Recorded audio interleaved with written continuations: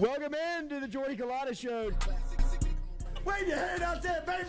Shout out to the show. She puts the pinky into the nostril. Man, look at that. Healthy competition, there's nothing like it. Y'all grow up. The line's wrapped around the stadium. Different strengths. I just lost a tooth. It's going to be fun.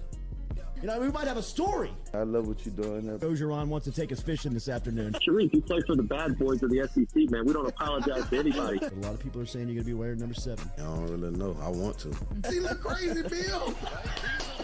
Good feet on the old man. Definitely come back.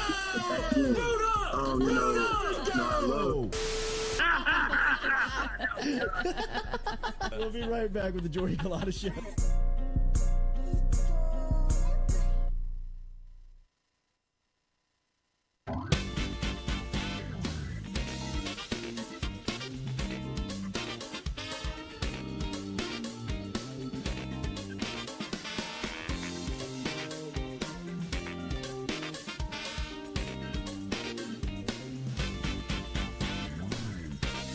All right, welcome into a Thursday edition of the Jordy Culotta Show. As always, built by our friends over at RMB Builders. Get in touch with Retina's crew today. Get in touch with RMB online at rmb-builders.com, or you can hit them on Instagram at RMB Builders.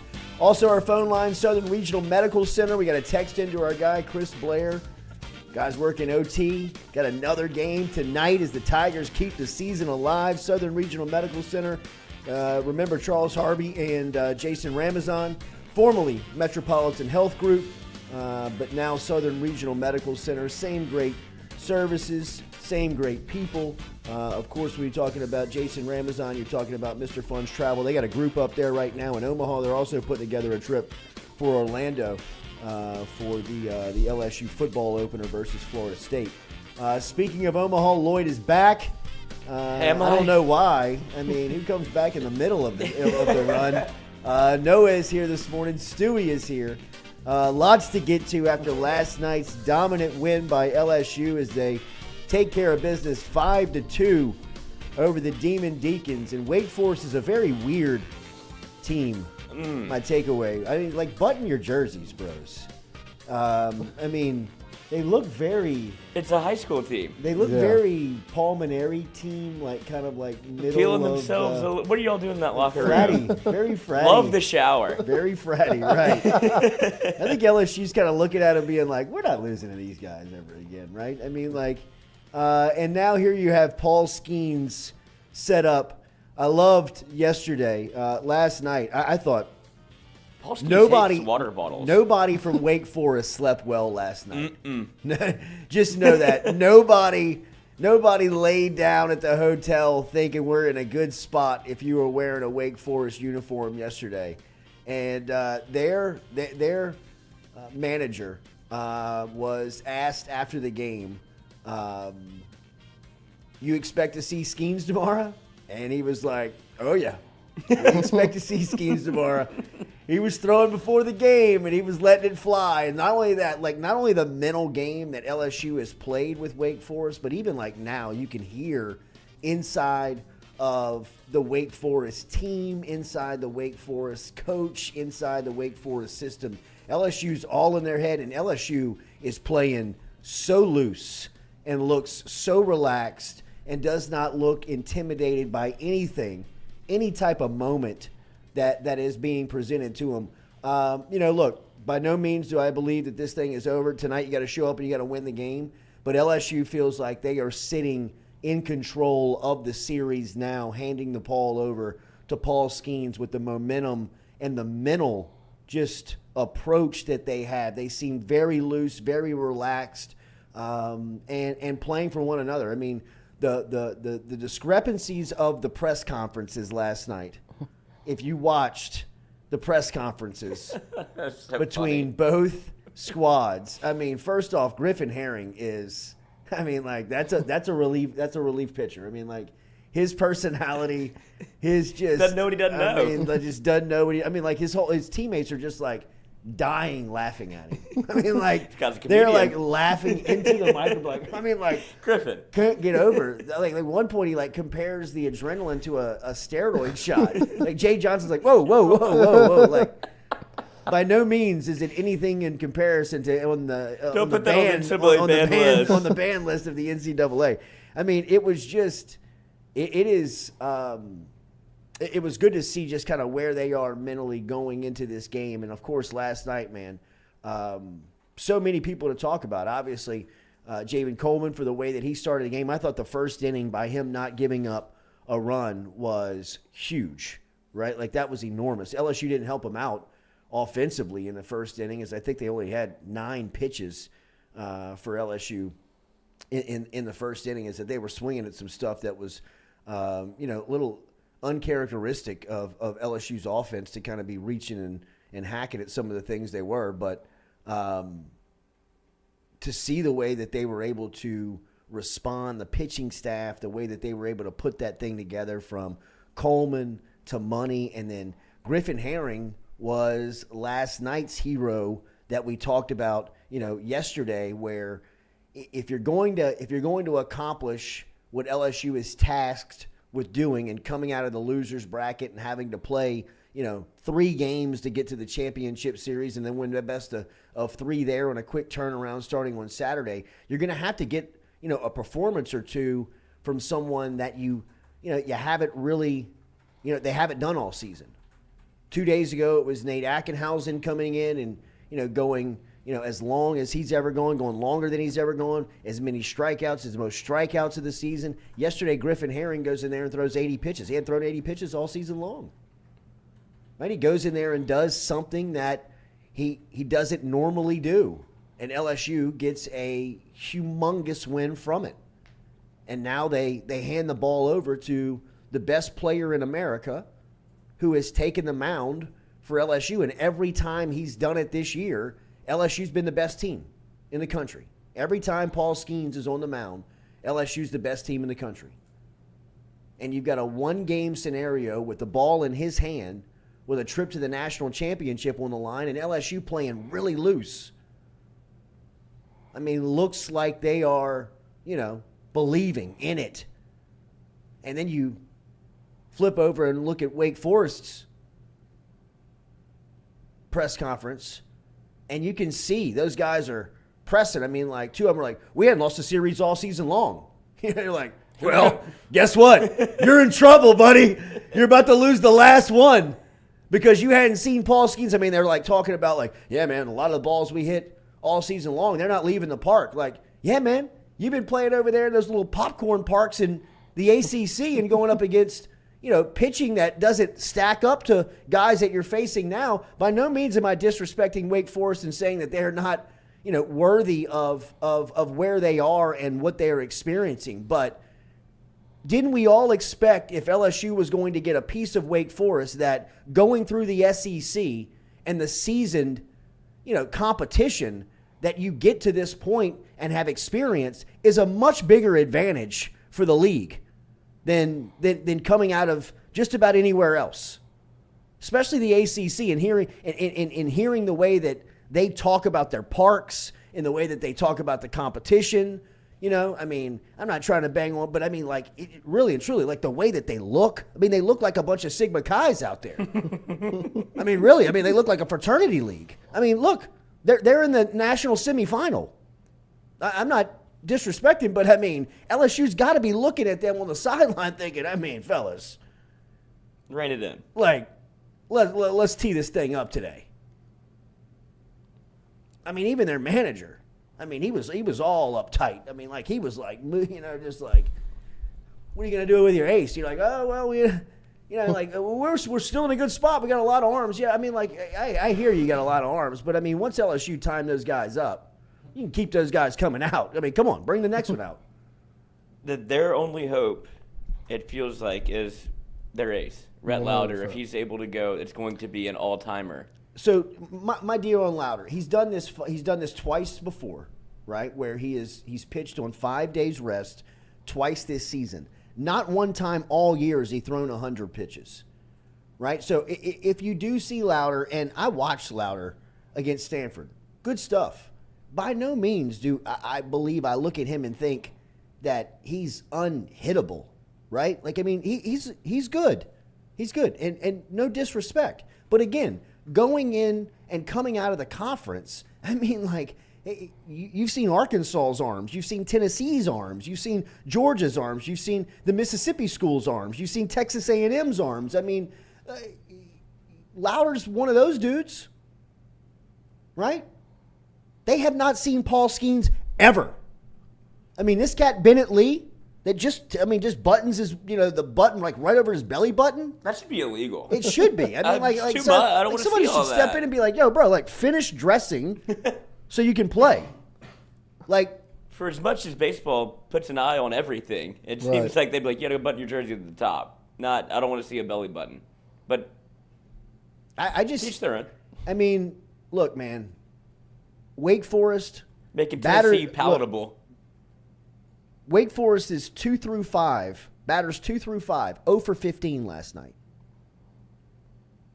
I mean, the pressure, the mental pressure of this thing. While LSU looks very loose, Cade Beloso skipping into the plate after slapping one out of the yard. In fact, their manager, Wake Forest's manager, said on the ball when the count was 2-0, when it was 2 balls and no strike, he was on the top step and thought about intentionally walking Beloso to get to Jordan Thompson. How do you think that decision sat with him last night while he was trying to sleep? Oh, by the way, Skeens is getting the ball today.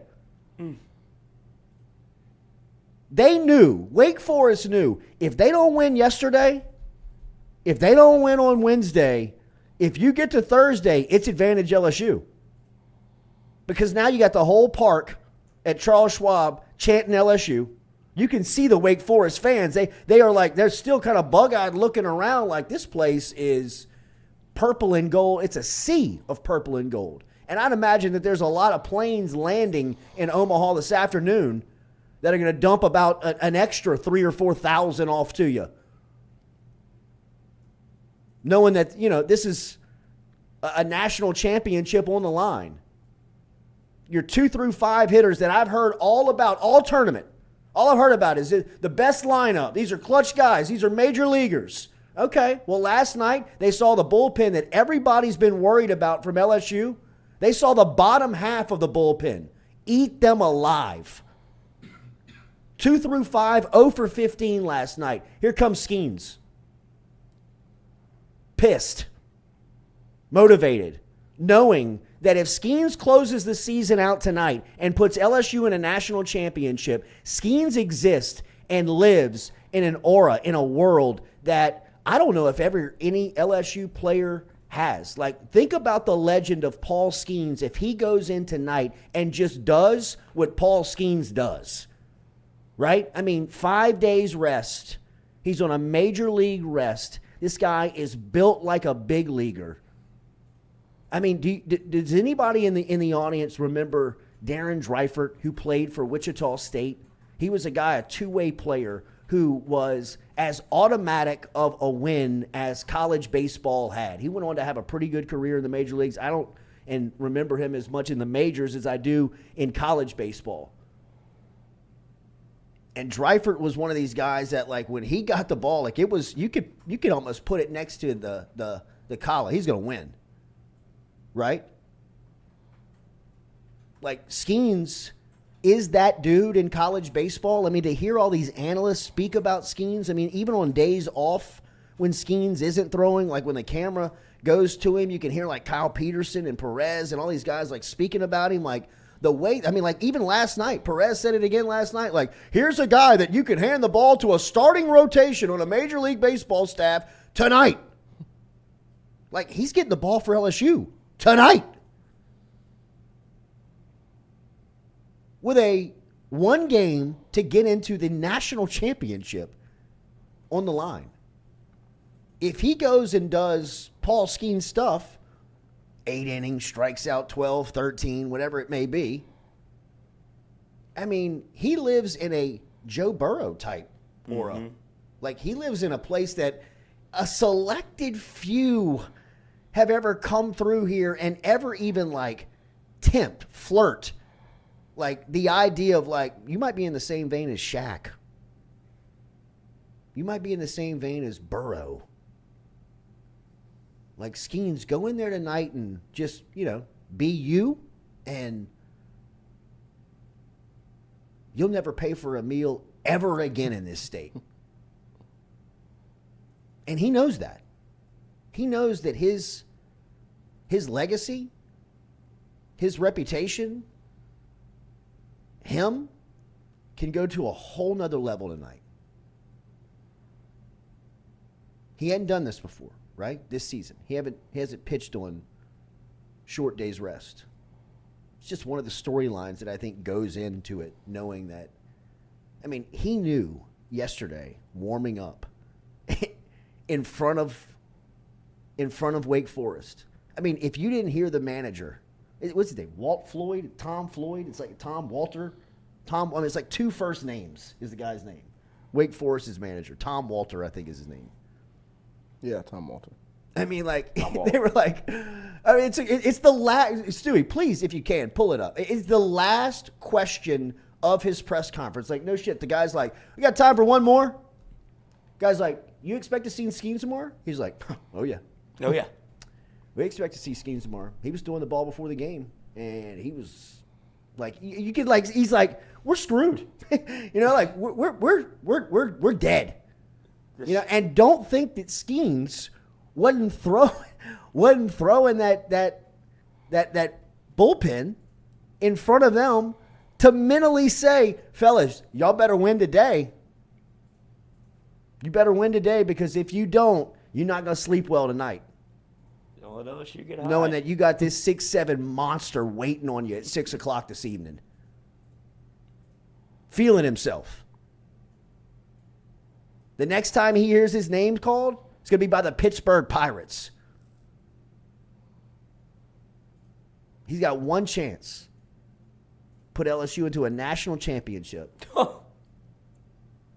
With LSU playing loose, playing right, playing.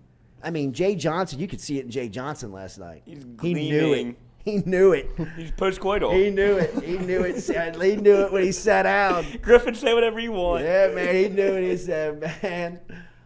He was probably thinking, if we get past tonight, they're dead.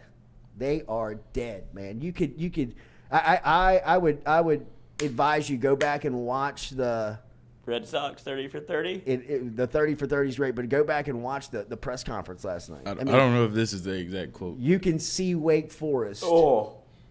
Look at this. Look at look at old Tommy. Look at Tommy. I'm fine. Look at Tommy. Well, fine. It's fine. I'm It's fine. fine. It's fine. Everything's good. No, we're good. Wife's good at home. No, Yeah, we're good. fine, We're good. fine. I mean, he was. I mean, he was like legitimately. He was like, I mean, we've never panicked all year. My team has always answered to adversity. We're like, yeah, well, Tom, guess what? How much on the other side of adversity, you hadn't had the number one pick waiting on you, buddy. I know it's kind of early, but what is the pitching Look at that plan? swallow. Will Brett Lauer be on the board for Blinking. tomorrow? That's a great question, Les. I'm not 100% sure on Rhett. We'll have to talk to him. We'll see how he feels tomorrow and make a decision on that. Knowing Rhett, he'll probably be on the board tomorrow. But, we've got Manassi, we've got Roland, we've got Massey, we've got, Ray. Sweet. Bring him out. Joe Ariola. I mean, we've certainly got plenty of pieces tomorrow. I know it's kind of early, but Man, when you Get start the last fast, one. when you start fast talking, Go to YouTube. Get the last question that they ask old Tommy. You can see Tommy start squirming when they ask him, you expect to see Skeens tomorrow? He doesn't only expect to see him tomorrow. He already saw him today. And that already rattled old Tommy. Watching Skeens warm up right in front of his face, thinking, while Skeens is sending the message, yo, Tom, Demon Deacons, while y'all are dry humping each other's face and not buttoning your jerseys up, if y'all don't get out of tonight, y'all got to face me for 9 tomorrow. I mean, like, you're dead. Maybe I'm speaking too much. You're right. But, I mean, you got to feel confident giving it to Skeens. I mean, with one game scenario on the line. But how about last night, first and foremost? Griffin Herring, I think, on a day after Nate Ackenhausen was hero, Griffin Herring comes in and does the same thing. And then, I mean, you get another performance from, what do they call him, Rubber Arm Riley? I mean, the dude just kind of like, I mean, Cooper, a whole coop. I mean, Just doesn't matter. Bring him in. Feel good. Bring him in. What did he throw? He threw 40 pitches 2 nights ago. He said he's ready to go again today. I mean, he just says sleep in water is his remedy. But I mean, another one that will go down is writing his legacy and lore in LSU baseball. Anybody trust somebody more than Jay Johnson trusts Riley Cooper? Anytime there's ever been a big moment, it's Coop's got up in the pen. Yeah. There's no reason. There's no world in which you live where you see a pitcher like that throw 2 times in a row, or like that's just not what you do. But he's just, I'm good, you're good, I'll go, let's go. Get in the car. They might throw him tonight. They might. I'm telling you, he'll give you 15 pitches. I would not be surprised one bit if you saw him tonight. He took 1 mound visit. He got a little erratic, and they went and talked to him, and he threw 3 over the middle at 80 miles an hour. He's like, just throw strikes. Like, oh, okay, give me 1 second. Like, got a little tired. But him and Nate, or the story of Jay texted Nate at 6 in the morning. He's like, "What are you doing?" Like, you know me, I'm not awake. Right. He texted back at 11:30. Yeah. Like, I'll give you all I got. We're good. And I love Jay, like, not following it up. Yeah. Right. You know, like, no he double knows text. his guy. Yeah. You know, like, he knows, like, he's like, man, just let him sleep. I guess he's here. But that's the beauty of this team, right? It just feels like you got to know your personalities, and LSU does. It feels like Wake is forcing a personality upon themselves. LSU is steady as she goes. We're still here. Absolutely. And still look, here. It was Jay Johnson commented on it last night in the postgame, and it goes to the wide debate that has been circulated around this area forever, and it's about midweek games not mattering. I mean, last night he referenced a March 22nd Tuesday game versus McNeese, stating that that's a playoff game. They approach that game like a playoff game. So when you get to a scenario in June where you're literally in the playoffs and you're in a lose or go home scenario, fellas, you've been doing this since February. This has been the approach since February. He had a great answer last night about mental approach. He said one thing that this program does 365 days a year is practice on their mental approach. He said we may not practice baseball every day, we may not recruit every day, but we practice the mental approach to the game every single day. He said LSU expects to be here. They expect to play in games that matter. They expect to play in games where things are on the line, right, where you're playing for championships. I mean, Jay Johnson's press conference last night is a phenomenal setup to at least the mindset of who they are, where they are, and why they look so loose. It's not contrived. It's not fake. It's not put on. It's legitimate in the way that they carry themselves each and every day, and it's a huge advantage that they have right now. And in my opinion, it's one of the things that you can visibly notice if you're just paying attention to both teams. I mean, baseball is a very easy game to look at body language and see where the momentum is shifting and where it's going. Last night in that post-game press conference, it looked as if Wake Forest would have rather done it just curled up on the ground. Like they wanted to get into a fetal position and say, I don't even know if we want to be here anymore. It just kind of looked as if they were ready to tap while LSU is standing up tall, laughing. You know what I mean? Kind of like making. Can't wait to play again. Like really, like just you just tell us where to be, when to be, and they'll be there. I mean, it's no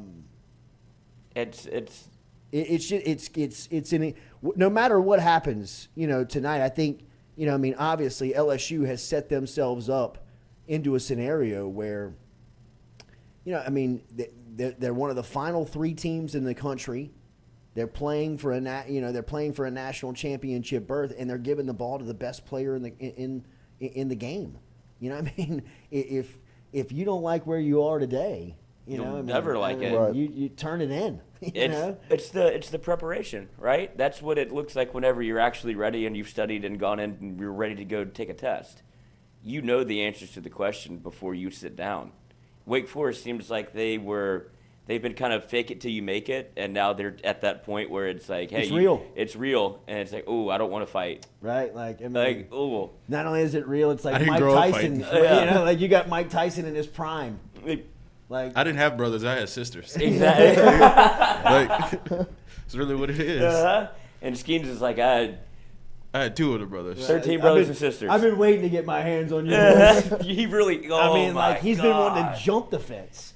I mean, you like, see how he's crushing the Yeah, water water bottle? bottle. the water bottle. I mean, he's 2 elbows over every time they show him. I mean, he's like, put me in. And he's got such a great pulse of the team. Like when he's not pitching, you would think. Yeah. I'm telling you, that personality is there. Like he's very good on camera, being the version of Paul Skeens that was Air Force. That man wants to cut loose. And whenever Dylan Cruz hit that home run, it's like, you big dumb son of a bitch got me in trouble. He's got such a good vibe with the locker room and all of the fellas. So whenever he takes the bump, don't think that gives them a little extra advantage on it offense. does. I mean, like you can. How can it not? I mean, like if you're LSU right now, like think about it. I mean, it is. He's got everybody doing that. He's calling for it. When I saw that, I was like, "There, Wake Forest is dead. It's over. They're dead." Tap. This true freshman's like throwing the wrist at him. Throwing 84. What in did the Gavin national Guidry- semifinal. What did Gavin Guidry tell him? Oh, Gavin Guidry, he got caught on the hot mic after he threw a banger of a curveball. He goes, "That's a fucking hammer." And it's just, the hot mics on the field are an all-time mistake by NCAA, but it's great for us. awesome. Now it's opened it up. It was Right. awesome. Because that was the first time I watched it on TV. I've been at the game. Right. And I don't know what happened with that umpire when LSU lost, but you could see it from right field where it's like, those are got to be strikes, right? Everybody was like kind of murmuring. And I can see why Wake Forest is playing the heel, because when you look into the crowd, there's one thing you see, and there's 2 things you see, and it's purple and gold. Right. That place is thumping Oh, for man. LSU. So I can imagine why they're like that. Now do it with Skeens on the mound, where this place is going to go banana land. It's a tough spot to be in. Oh, there. Old Tom. It's a long day for Tom. Tom might hit the old right? bottle tonight. Tom. They might be like, "Hey, anybody seen Tom?" I got Tom's clip up here. Tom, you got it? Yeah, play it. Tom's red. I don't worry about us coming out and playing well or being nervous or the situation being too big for us. And that starts with our leadership group, and Bennett Lee's kind of at the front of that. Pierce Bennett, who you saw here, and Bennett Lee are 2 guys at the front of that. Okay, Les. I know it's kind of early, but what is the pitching plan, and will Rhett Lauder be on the board for you tomorrow? That's a great question, Les. I'm not 100% sure. Throw on him. Rhett. We'll have to talk to him. We'll see how he feels tomorrow and make a decision on that. Knowing Rhett, he'll probably be on the board tomorrow. But, we've got Manassi, we've got Roland, we've got Massey, we've got, Ray and Crum and Mascolo, Joe Areola. I mean, we've certainly got plenty of pieces tomorrow. Okay, any more questions for Tom? Yeah, right back here. Back. Neil Deacons Illustrated. Tom, do you expect to see Paul Skeens tomorrow? I do. I do expect to see Paul Skeens tomorrow. He threw before the game today and was cutting it loose pretty good. So I imagine that's exactly who we'll see. Sleep tight, Tommy. The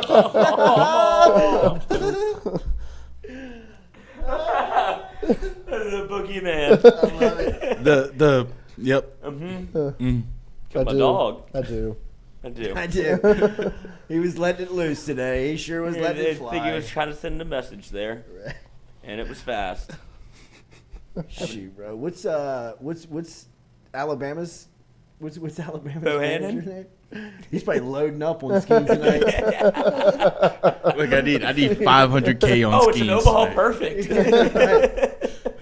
Can you put a? I'm gonna jump over to Iowa real quick. This will make me more money than coaching ever did. How good of a trip is Omaha? It is so much fun. It's the best. It's such a little quiet, little sleepy town. It is. You thought, right? And then it is not. But I think it's obviously perfect for this scenario, like LSU going there, and how much they can't wait for it to happen. I think they know that it's like a economy booster for sure. But just everybody there is in such a good mood. They can't. It's like Christmas. They can't wait for you to go down. If you've been to, it's kind of like on a very small scale, like Natchitoches, like when you go for like the Christmas fest or whatever. Think that times a million for like this is this one event that you have to go to, and the people will welcome you with open arms and can't wait for you to be there. It was a time and a half, and I hope I go again. somebody. I mean, would you go back like this week? Absolutely. Yeah.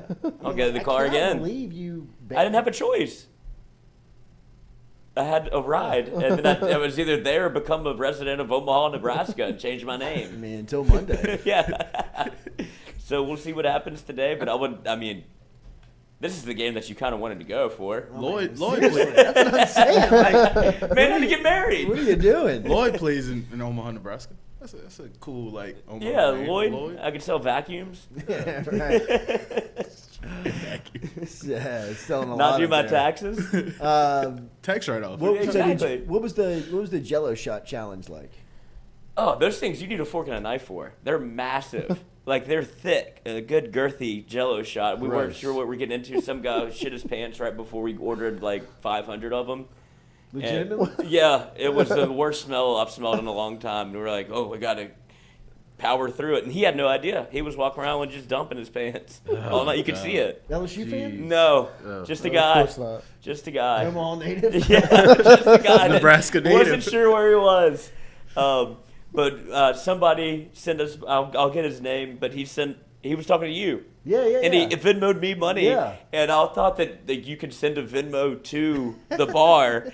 And they're like, no, just put it on your card. And I was like, excuse me? Like, well, I got to move some money around real quick. Like, let me make sure. So we did that and passed them around to everybody. I mean, it's a time and a half, man. And the Rocco's thing. And then Todd Graves shows up out of nowhere. Right. And Danny Cannell. What are we doing? What happened? You haven't seen this? But he put out a says tweet bashing Todd Graves.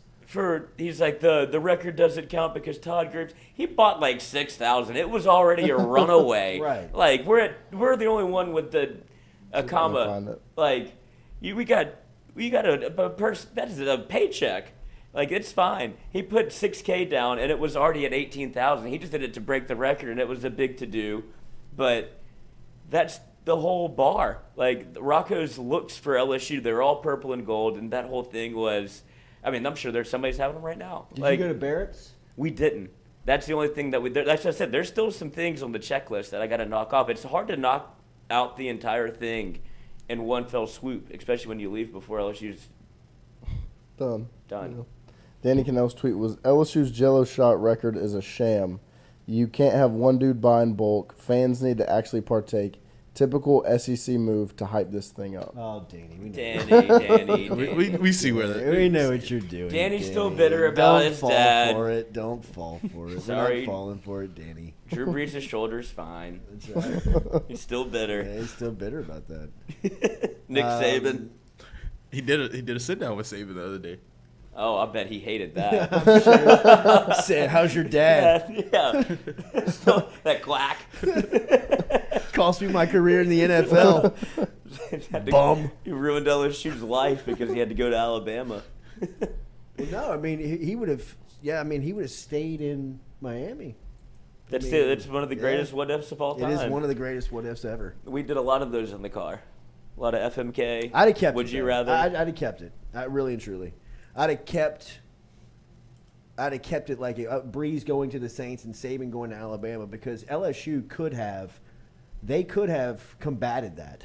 Yeah. You know what I mean? It was their decision, and really, it was Skip that had been bullied by Saban, wanted someone who he could push around like Les Miles, and didn't really take in the. You know, he was like, look, if he wins 9 and 10 games, we're good. Yeah. You know, I mean, I can tell him what to do, and he won't push back on me. You know what I mean? Like, Let me call the pitchers. I can get my crown back from that little guy. How about, I mean, how about Skip hitting the Tommy on I the love it. field? I love it. Is Skip still there? Is he staying the whole time? Yes. Wow. I mean, that's. I mean. He's got to be living for free. I mean, I'd imagine he yes. is the legend of legend all suite. legends. He's got real estate out there. Yeah. So. Legend suite. We're gonna call Chris Blair at 8 a.m.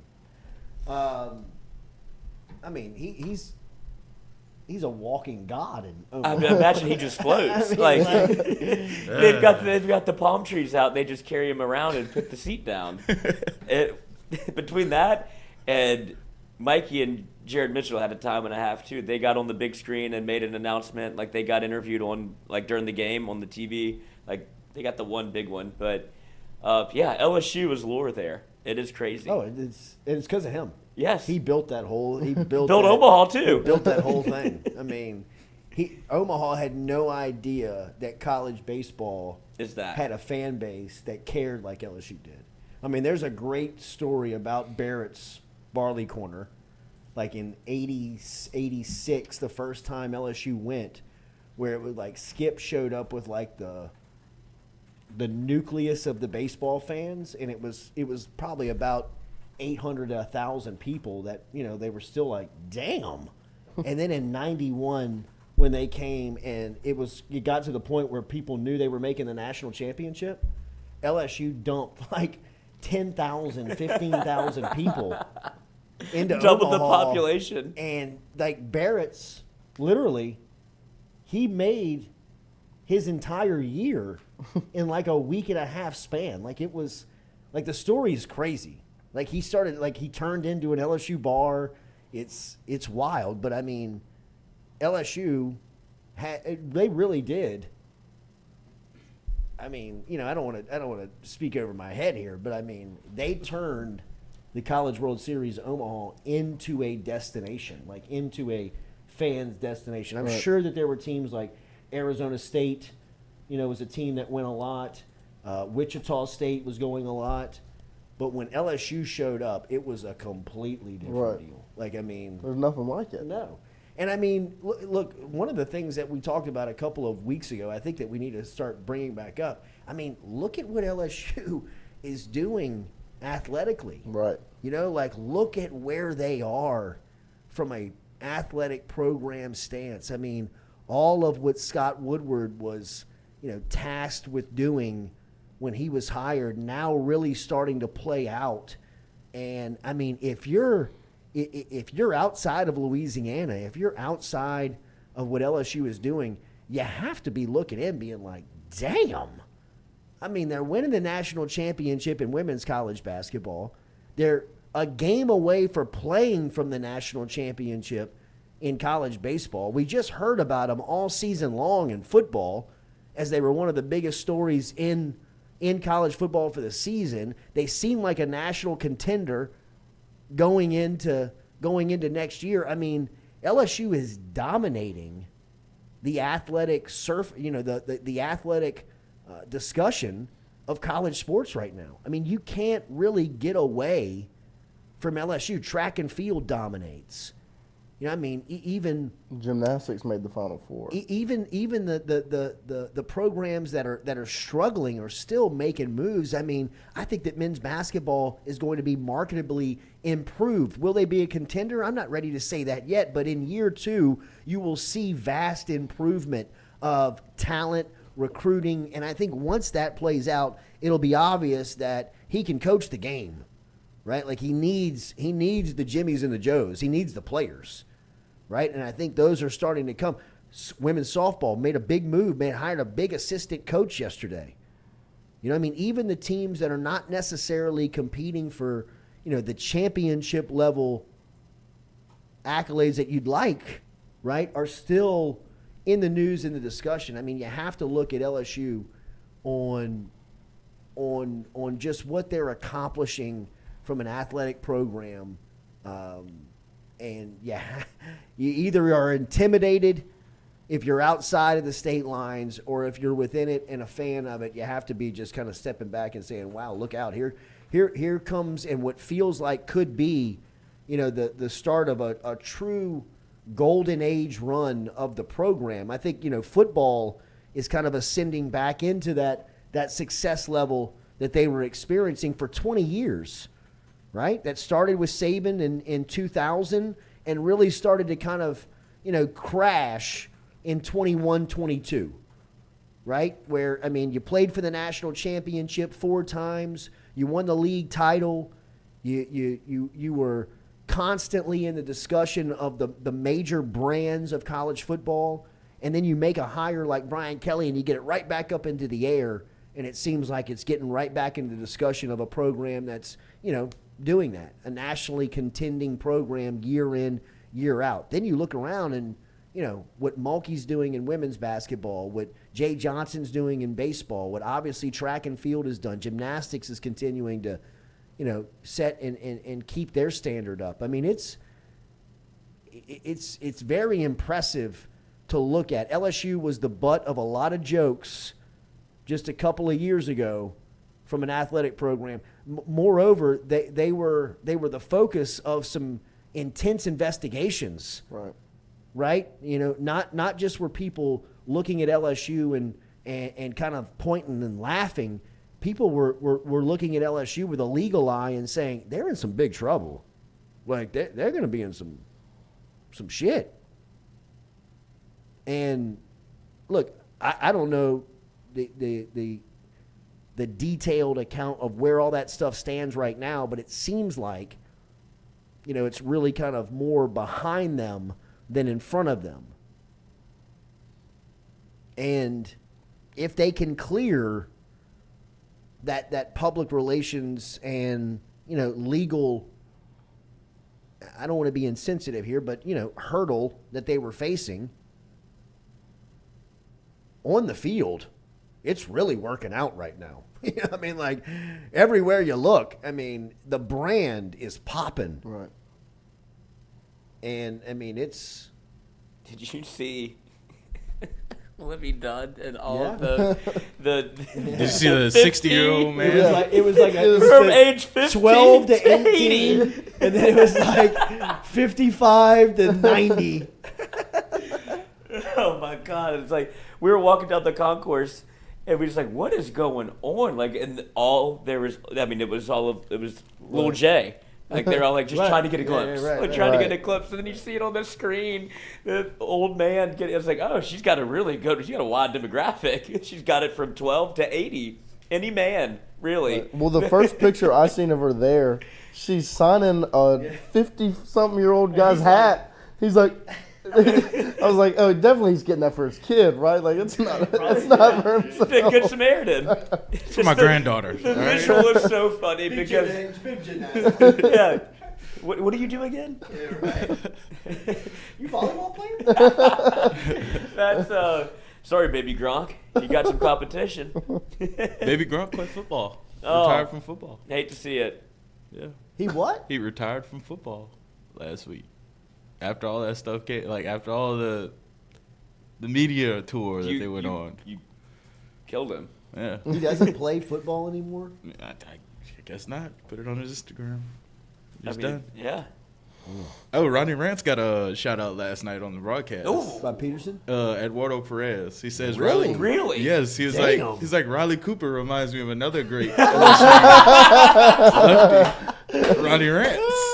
They're the same number too, right? Isn't Cooper 21? No, he's 38. 38. 38. He's 38. Ronnie is he's like, oh no, not now. That is great. He's been running from this his whole Like, life. I look much better than Riley Cooper. Yeah, right. The battle he's been the demons are coming back out the closet. I mean, Ackenhausen and Cooper look like T-Bob. T-Bob and Will Blackwell. Yeah.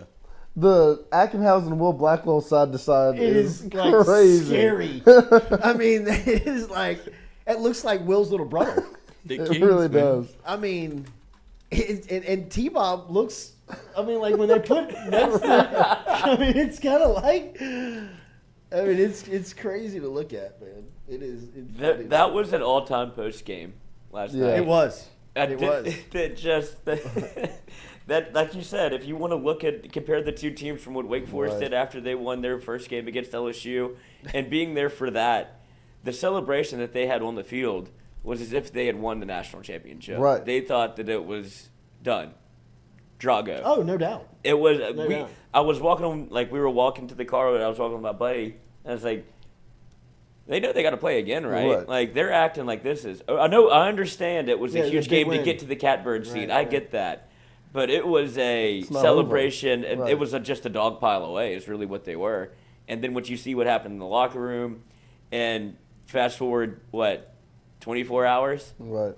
And you see LSU and what happened and how they were able to win it. And all-time performances by Riley Cooper, Griffin, Nate, and then Riley Cooper again, and Guidry. And to use just those arms and to be able to get you to Skeens, it was literally a hold-the-rope scenario where it's just get us to today. Get us That's to right. today. That's right. And a big reasons with Milazzo behind the plate. Bro, Oh, He's done- 2 hits last night. Dude, he's got the magic stick. I mean, you couldn't ask anything more of him, Right. and you have to put him in back there because obviously defensively he's been awesome. But He saved 2 runs in the Tennessee game. Right. yes, and mean- the wind. Like you'd have to really put a charge into one to get one Yeah. out. There was So is Stravinsky hurt, or are they giving him rest? no, he Because just last I night think they it's said just- he was banged up. yeah. Peterson said on the broadcast that Milazzo is playing because Stravinsky is banged up. I thought that they were giving him a day off 2 days ago. Yeah. I really did, because he was catching so much. I just thought that they were just putting Milazzo back there because of the Defensively? arms you're putting in, and Milazzo's like when he's framing it. I mean, he's That's giving what I some think it is, pitches too. that He's should be getting you- balls. he's getting you strikes. He's getting you strikes. Well, no, he's a big league defender. Right. Oh, yeah. Right. You know, like, and And I want somebody to try and steal on him. He's a yeah. Well, it's gonna be Tommy Hawk with the fakest name of all time. Like, what did he do? Where you have to change your name to Tommy Hawk? It's like a porn star name. Did he change it? I don't know. Like, there's no way you're just named that. That just When you seems turn fake. the kid from Wake 24, yeah, the Yeah. center fielder. Is he the The Colorado leadoff. kid? The leadoff, Yeah, I think yeah. he's the Colorado kid. Yeah, Tommy Hawk. Tommy Tommy Hawk. Hawk. It just sounds fake. I'm a skateboarder, bro. H-A-W-K-E. That's Yeah. skate, bro. What are you talking about? I don't care about anything. That's the guy that popped the Do you balloon. even board, bro? Pass me the joint, bro. But Milazzo was grinding back there. He took one in the ribs, and he took a Tommy Hawk hit, like on his follow through, hit him in the thumb, and his thumb is already banged up. So it's just a grind back there. And if you're able to get 2 hits from him, which is insane, like you don't need his offense right now. Right. Just go put on the uniform one more time back there. Like he's dreading that gear, but you got to love it for a second and just go do it again because. Like Noah said, I think it's his ability to be able to get you a couple of calls, especially what happened in the 6th inning with Ty Floyd when it was just the umpire just lost his mind. He just went away for a second. It was like, whoa, what are we doing? And he just let it happen. And I Hannon think, called. yes, I mean, really, it was like he. Look, I had Wake Forest -1. yeah, I don't know what's happening. Like, you got to give it. Buddy, I mean, you've given him 7 strikeouts. I mean, chill out. He walked the bases loaded. I mean, The umpire did, not Ty Right, Floyd. right. He was just like, no. And everybody was, even Ty Floyd because, Yeah. I mean, that's a strike. He's like, and you it's could, been one all night. Yeah. what are we doing? He was laughing laughing. as Johnson's coming to take him out the game. He was like, what do you want us to do? I don't All know. right, coach. Yeah. I'm just gonna go sit down. Like, I don't, But yeah, for Milazzo to get 2 hits when guys like Jordan Thompson are struggling, you're able to have other guys kind of pick him up. Thompson's in it. Thompson is in. Yeah. He hit He's one in- hard He his last did. at bat. He did. He But- keeps like missing the ones that he can hit. He misses them. And I saw, I believe it was Wes Shin, and I agree. LSU does not need to call a bunt ever again. Oh my God. Nobody should. I mean, Like, don't bunt any of these guys. I mean, like, Trey Morgan's The the Trey hottest hitter on the Morgan- yeah, the planet. Trey Morgan yes, bunt when Trey was- Morgan's bunt. I'm like, dude, Like, don't mess with the juju. Right. Like, I mean, this guy is raking right now. I understand the scenario, and it's the right. Not me, It's Coach. the I mean, right when they baseball pop up play. everything. But if you can't get one down, you just can't get one down, and LSU can't get one down. Right. So let's swing. And JT is. This is what Mikey and Jared were talking about last night, and it's true. When you're in a slump, it feels like you step into the box 0-2. Oh. Like you see. You can see. I can't see anything. Like, right yeah, now. you just You can see it in his face. He walked I forgot who was batting. I think Beloso on 4 straight pitches right before Jordan Thompson steps in the box, and then he paints one inside. Best pitch he's thrown all night, and you can just that's what happens when you're in a slump. Right. You see the best stuff, and it's just like me. Why? I would like to bunt actually, just get something in play. know. But I'm telling you, that last swing he hit it hard, and he finally found a barrel. Maybe sometimes that's all you need. Like, All you got to do is touch it. I don't need to hit driver off the tee. Let me just hit a 7-iron and feel what it feels like to make contact Yes. again. And that maybe it'll Yes, click. Make a free throw. Exactly. Make a layup, Exactly. man. Get me Just- fouled. Yes. Give me And to the Give me line. the line. So yes, I mean, they need Jordan Thompson. Get him to the line. get him to the line. I'm going back. Like, I mean, I really can't believe that you're here. I know. I'm sorry. I mean, if all it took was just being able to scam a room and somewhere to stay over the next couple of days, I mean, You should what have type of been able. salesman are you? I was huh? going to Yeah. say you should be able to swing that. I mean, I should have worked it right. I this could is the work. best part of I the trip. really probably This is could the have. best part of the trip. I felt like I had to work. I had to go back to do Mikey's show, and I wanted to do be some here. work from up there. I tried. They're busy. And so I guess, like I said, I could just live there. I was making content. I felt like I put out some videos and some things. You did. Really? Where? My personal His social. personal stuff. I just knew that Noah would see it, so I figured he would just retweet it. I didn't want to put the brand in jeopardy, so I just put it on myself. Good thinking. Yeah, thank you. I'll go back. Here we go. Florida's sitting pretty on the other side right now, man. I know. They got to be loving what they're seeing on this side. You know, just kind of LSU and Wake Forest. Just waiting. I mean, just kind of cannibalizing one another. Burn their arms. Just kind of going into those Burn 'em. arms, man. Yeah, I mean. Oh, yeah, you're dude. Florida. Florida's the only Now you're person like- excited other than LSU to see Skeens. They're never going to see Skeens. They might. What, Monday night? If you can get to a game 3, I think Skeens is going to be like, I'm good. Oh, no. I mean, Jay might 100%. He doesn't have a full choice. skip. I mean, yeah. Pitching. Yeah. Big guy. But if Paul, Jay- we're going to need you tonight, all right? Yeah, if I would think it would go the other way, where Jay would want to protect him for Major League Baseball, and Skeen's going to be like, "Are you? No. There's no world in which that is happening. Right. I'll go I'm back to giving the Air you Force Florida. right I'm now. going to get the ball myself, right. and then you make a decision, because that's not who Skeens is. Skeens wants to pitch, and if LSU gets there, Florida will see a little bit of him. I would imagine if they can get to that moment, but I will say tonight this. is tonight. Florida doesn't really. They hit home runs. They do. They don't. So does LSU. They don't hit. They don't like. Yeah. They don't play like they regular don't. baseball as just home runs. I'm And- telling you, that wind is a deciding factor. I don't know why Omaha let it get built like that to Right. where it can change the game. Or like that last TCU Florida. Florida where I mean he Yeah. crushed that ball. Shit, Like Dylan when I Cruz saw crushed that ball right 2 days ago. when That I was saw the guy for 112 off the bat. That's Yeah. a home run in every world. when we I live in. saw the swing and heard it and everything, I was like, Yeah, that's gone. I thought it was out too. And then it just fell right in his glove, and I was like, oh, Look, there's a stat. Tommy Tanks hit one yes, Right. that just crashed. it just gets up there, and you can see the American flag back there blowing Yeah. straight in, and you can't hit one out. If you try to go to dead center, it's gone. That one Right. that the TCU cat hit, there's a stat that it's a home run in 97% of Major League Baseball parks, and it's a base hit 1,000% of the time on Stat Track. Damn. And they lost That on went- that hit. it literally like dies just in center. It's just going, and then it just It just stopped. Get that thing down the corners though. right. Oh, you can jet stream one out there like that. Like Beloso did. Yeah. Yeah. I mean, Beloso just poked that thing out. Cruz's second one. Yeah. Babe Beloso, bro. Old He reminds Babe. me of old Babe Ruth, dude. Just fucking stepping up there. He just slaps the toothpick out there. He's got a great He's eye, got a too. great He does. swing, dude. He is going to be the first pitch of the Fletcher Mackle Baseball League in New Orleans. He will be playing on one of the Mackles teams in 4 years, batting cleanup, funneling beer. He will Having a he time. looks like New Orleans. Uh-huh. He just. Like, I mean, like Pull the everybody's video. trying to like tell the story about how like he was like talked back into playing like in the like the Right. story's phenomenal. Oh, You yeah. know, like Jay Johnson like walked up to him and was like, "Look, man, I'm not letting your career end like this. You're coming back." We need you Yeah, and almost. Beloso was like, "Let me think about it." You know what I mean? Like, Coach, I can't it's really kind of like the walk. Lou Brown. You know what I mean? How'd you like to manage the Indians? I got a guy on the other line about some white walls. I'll have to call you back. And he's like, what do you mean? It's like Jay Johnson's like, hey, man, we're going to make you the cleanup batter. We're going to make your legacy great at LSU.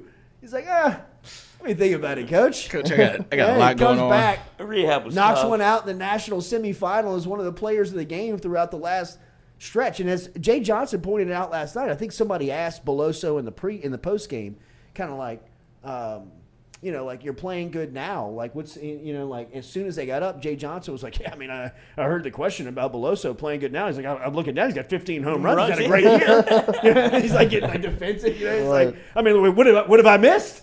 You know what I mean? He has knocked in 50. I mean, he's hit 15 home runs. I mean, he's had a great year. I mean, it just. You can see There isn't a guy in that locker room who hasn't had a great career. Yeah, right. Have a great day. But yeah, seeing Cade hit that one out was such a great moment. Like, Oh, you my could just- God. It was awesome. Nobody deserves it more. Right. He is LSU. Like, he's LSU. As much as Dylan Cruz is LSU baseball. Cackling, laughing into the microphone. Oh, him and Coop. Griffin are hearing. I mean, he's like this fucking guy, dude. I mean, like he's like elbowing Johnson. He's like, I mean, should we pull the mic on this kid? Like freshman. I mean, like, Oh, my God. That was an all-timer. He's just like, God's a comedian, I guess. Like, Griffin, shut up. Right? Like, dude, shut up. And I was running polls tonight, bro. And then Kane tries to take the placard that they put out front. Yeah. And I was like, not yet. And he goes, my bad, that's Bush. And Jay, they're walking back, and Jay, they make eye contact. He's like, what are y'all doing? He's like, I don't know. Jay's like, what are you doing? Griffin got them all off track.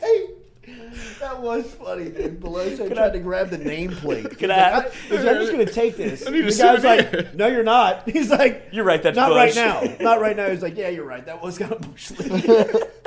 And Jay is just up there, can't say anything. He's like, you sons of bitches are putting me in a spot. Like, now I have to answer real questions. See you, coach. Y'all didn't do anything. Didn't help me at all up here. This is just But a you gotta clown love session. where they are, man. I love Like, it. If you're Jay Johnson, you're Exactly. talking, I Right. love it. I love it. Feed me all the questions. Really does feel like they're know? bad.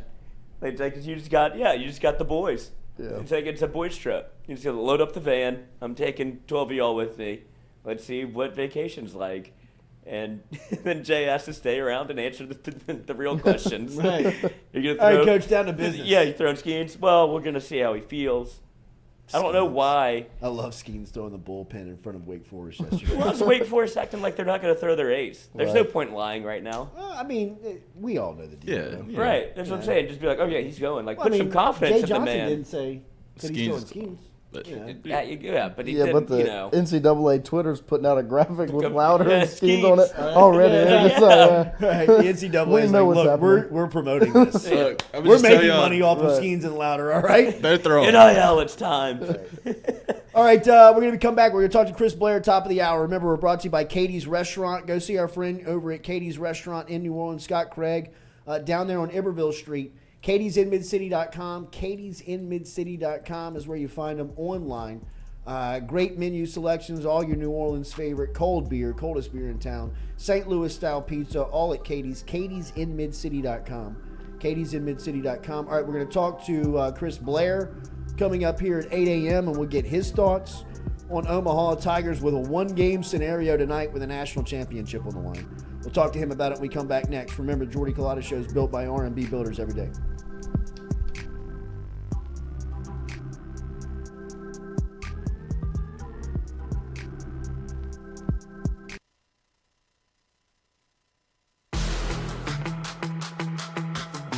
Donaldsonville Glass and Body, the trusted name in frame, body, and automotive paint repair since 1977. They have served their customers for over 45 years. You can find them online at dgbauto.com or stop in and see them Railroad Avenue and Division Street out in Donaldsonville, Louisiana. Look, they can help you with your insurance claims. They can make the repair process as stress-free as possible. I'm speaking from experience here. I've got numerous windshields, body repair, all done by Kenny and the crew over at Donaldsonville Glass and Body. They are, without question, the most well-equipped shop in the area. Stop in and see them today. Shop them online, dgbauto.com, or stop in and see the crew over in Division Street in Donaldsonville, Louisiana. Donaldsonville Glass and Body.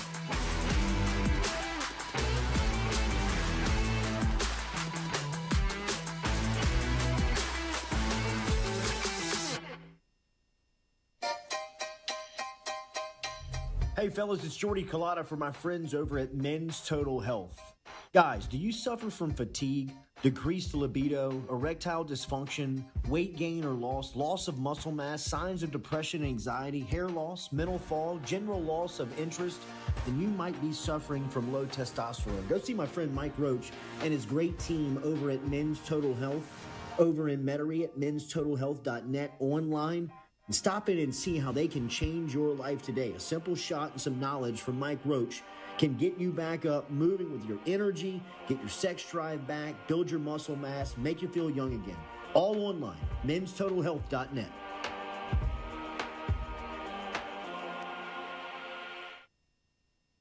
Red Stick Sports, a local staple in Baton Rouge to all sports fans, was founded back in 1981 and has remained a family business for over 40 years. Today, they still have the great selection on the floor, but they're also a leader in custom apparel for businesses, sports teams, and other groups. Take it from us, everybody over here at FM Digital Media. They help us out with all of our apparel. Let them help you out today. Go ask for Cody over at Red Stick Sports. Check him out online at redsticksports.biz.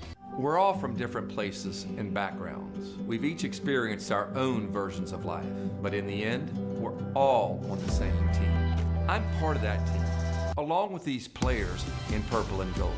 Kayshawn Buddha, Malik Neighbors, Miles Frazier, Kyron Lacy, Greg Brooks. Whether on the field or in the courtroom, your team matters. So join our team. Make a difference. Bet. Let's get it done.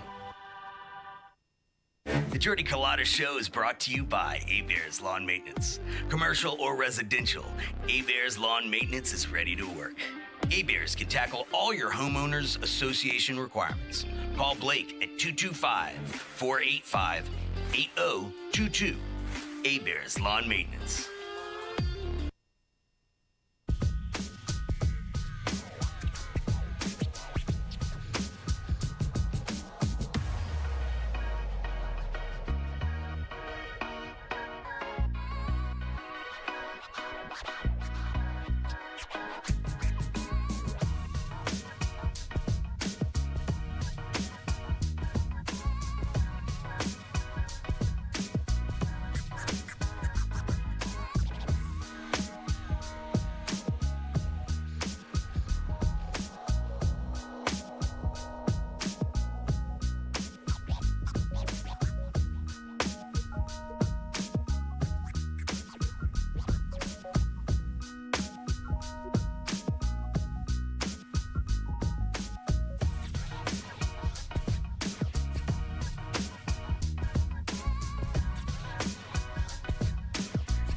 All right, welcome back. Still talking about these idiots on the submarine, man. Missing a great game. I can't believe these people down there. $250K a piece. One thing that's going on is in Omaha, man. It is Baton Rouge North. It is Louisiana North as the reigns and the chants of LSU and the sights of purple and gold are coming through the television. I'd imagine that there are planes that are coming back and forth today from the south to Omaha that are dumping more LSU fans off in Omaha. Chris Blair's been there the entire time. He'll be there this afternoon, a part of the LSU Sports Radio Network. Again, first pitch, 6 o'clock, which means the pregame with Doug and Bill Franquez along with Chris Blair will start at 5:30 for you.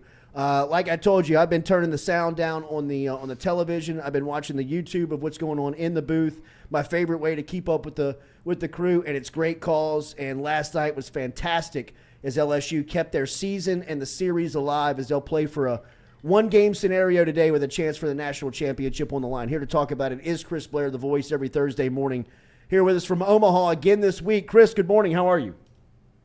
I'm great, man. I tell you, it's these 6 o'clock games are great because you get all day to kind of enjoy, Omaha, which again, as I told you last week, that's why this event is so good. I don't like giving the NCAA a lot of credit for much, but this event they get right. A lot of it has to do with the city of Omaha and the people of Omaha. But I got to tell you, 6 o'clock, get out of the stadium around 11:30, and then you got to make your way at least most of the nights that Tigers have played through about 1,000 Tiger fans in the lobby here at the team hotel. And then there's just no way you can come up to the room at 11:30 and turn off the lights and go to sleep. I mean, suddenly you're just sitting here going, I cannot believe we're playing again. I cannot believe the performance of the team, the performance of some of the guys who, they're talented. They would be wearing purple and gold, but they just maybe haven't had those big moments. But when they need it the most, I mean, this team has found some unlikely heroes, and so again, it's a lot of late nights and early mornings. But thank goodness we're playing again on Thursday. Yeah, I heard Chris Budden on a interview yesterday. She was on Sirius 84, Sirius XM 84 with the college crew, and she said they were like, "So how long have you been there?" And she was like, 9 days. They were like, "So what's getting old?" She was like, "The LSU fans in my hotel. They will not let me go to sleep. They're chanting at the bar all night and day. They're everywhere." And it is, Chris. It's amazing to see it on television, the LSU fans everywhere. All right, take me to last night, man, because you mentioned it. Last night it was Griffin Herring. 2 nights ago it was Nate Ackenhausen.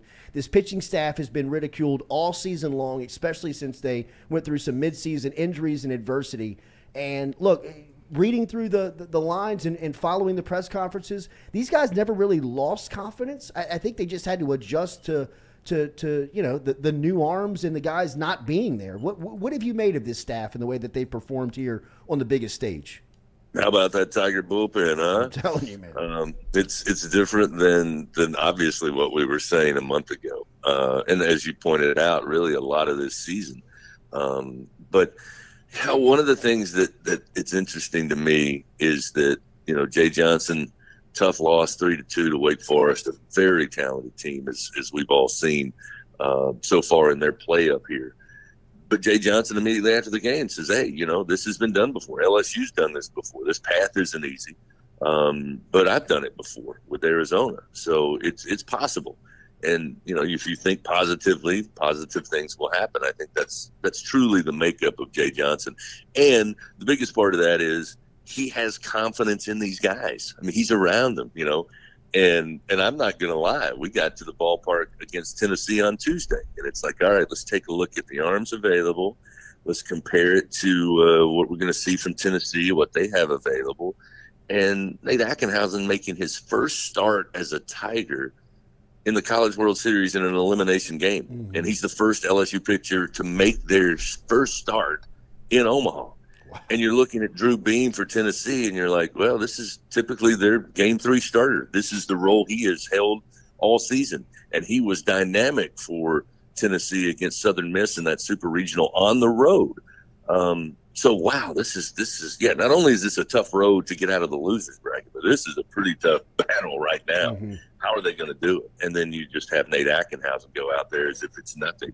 And then, again, you get another great performance by Riley Cooper, who, outside of Paul Skeens, I would argue Jay Johnson trusts more than anybody on that pitching staff. Agreed. And so then you roll into Wednesday against Wake Forest, and you look at the matchup, and you look at, Keener, their starter, who was second behind Paul Skeens in the country in whip rate.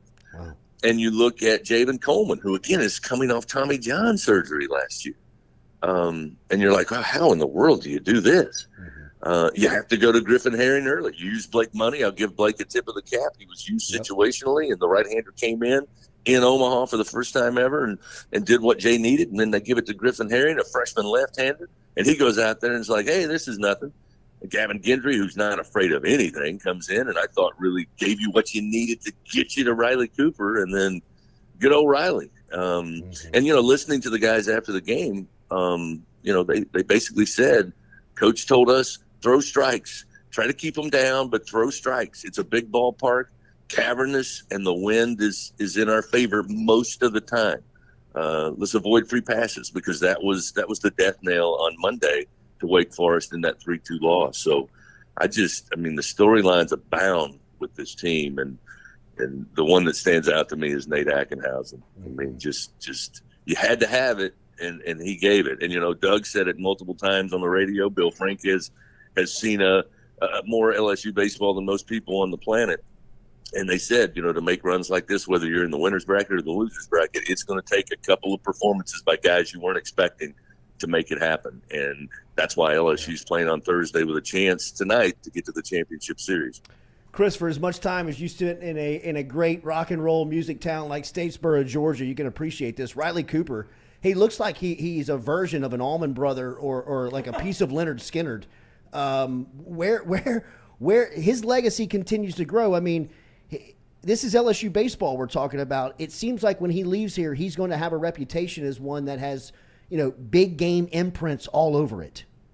No doubt. I mean, he certainly looks like he could be the lead guitarist for Molly Hatchet, but he is an incredible young man. He's such a cool dude to be around too, because he's really laid back. He made me laugh last night during the press conference. Just the way he laughs. The legend is growing. And, I think about what he did last year, and you look at his stuff, and, Jay said it following the game against Tennessee. And I think probably mentioned it again, at this point, when you're this deep into your pitching staff, it's not about, let's take a look at all the analytics of this guy. What's the spin rate and what's the velocity? It's just, that's not it. I mean, you got to go out and pitch, and you got to make pitches that benefit you and your team. And I mean, that's exactly what Riley Cooper has done. And I couldn't be more proud of a young man. And again, I think if he never wants to buy a meal or buy a drink in the state of Louisiana, that's already taken care of. For sure. All right, so Cade Beloso was the hero at the plate last night. This offense, it seems to have caught its stride here over the past couple of outings. It's tough to fall out of trust with them just for how talented they are. What have you seen from the lineup and from the offense here over the latest?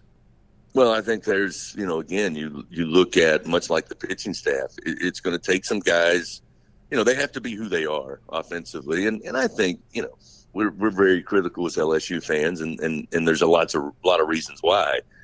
But they have been consistent. But you're also going to need guys in key moments, deliver at the plate. And I think you guys remember sitting right there in your studio. I mentioned to you going back to early April in that Tennessee series. It sounds simple and it sounds stupid if you really think about it. But LSU's going to have to bash their way to the championship series, and they're going to have to bash their way to a title. So as much as you need great performances from the staff and the bullpen, you're still going to have to deliver offensively. And, you look at how tight these games have been since the College World Series began, and there's only two teams that have scored 6 runs in a game. LSU one, TCU being the other.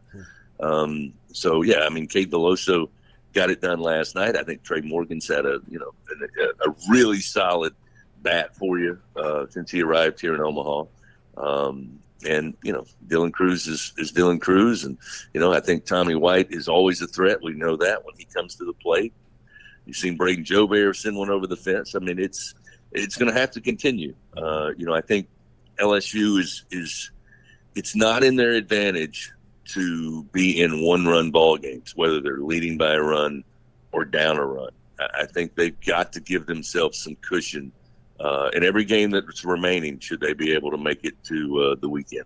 One of the calls that you may look back, if they're able to close this thing out, that could be one of those, just one of those little movements, one of those little pieces of strategy that you look back on is putting Milazzo in the last 2 nights. I think he saved 2 runs in that Tennessee game late, and then last night he had a couple of hits as well where, he's really been a nice, just little tinker here late in the season. What have you made of that move? Yeah, I think that is a very key point. And, I want to be clear, when we got to the park and were given the starting lineup, Jay was immediately asked, what about Travinsky? He's not in the lineup. And he just simply said he's hurt. That's what he said. Now, I can tell you, watching him, in the first couple of games here in Omaha, the swing didn't look the same. And if you remember, he took a shot in the ribs or in the side in the Super Regional. And I think he was just trying to gut it out. So that's number one. But number two, to your point, the strike zone has been, I hate to be one that just jumps on umpires, but everybody's talked about it. Everybody has said, ESPN, they're the one broadcasting. They have a deal with NCAA. I'll give them a little bit of credit because they basically said on Monday night that strike zone was laughable. And I also think that Wake Forest in that Monday night game had a solid catcher who was doing a pretty good job of framing pitches. And I don't think anybody does that better than Alex Milazzo. So, I think a couple of reasons. One, anytime somebody gets a board for the opponent, how many times last night did Griffin Herring find a way to get traffic on base and just avoid giving up the runs, with runners getting to second, runners getting to third.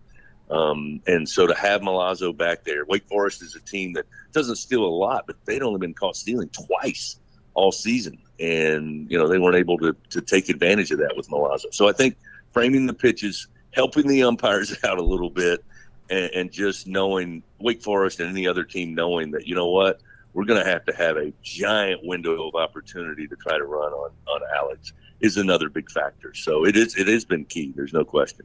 All right, it's Paul Skeens Day, right? When Paul Skeens gets the ball, LSU baseball has been the best team in the country, undoubtedly, every time he's on the mound. Do you feel that way with something that we have not seen? We have not seen him on short days rest. If he does go, I know it's not official yet, and we're kind of waiting a word, but there's an NCAA graphic promoting it already, and everybody around the game is really talking and expecting to see him.